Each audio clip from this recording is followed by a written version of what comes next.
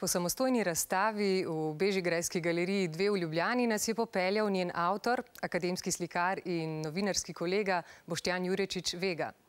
Navdih za svoja dela najde v popularni kulturi. V revijah in časopisih pa poišče fotografije, ki služijo kot osrednji motiv.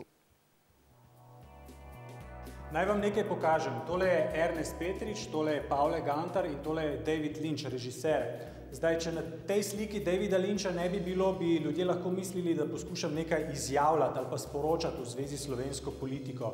Ker David Lynch je na tej sliki, pač ne gre za nikakršno sporočilo. Jurečiča Vego sta v slikarskem ustvarjanju zaznamovali 2 prelomnici. Po skorajšnjem prenehanju slikanja je odkril Basquiata in leta ustvarjal pod njegovim vplivom.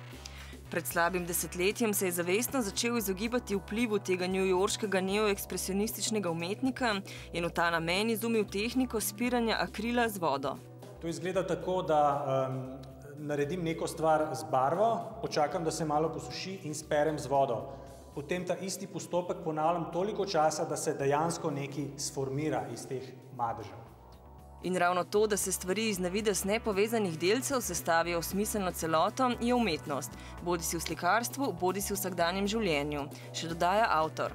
Vse to pa druži cikel krvnih slik, katerih del je na ogled na razstavi Delci časa. Kuriral jo je Miloš Basin.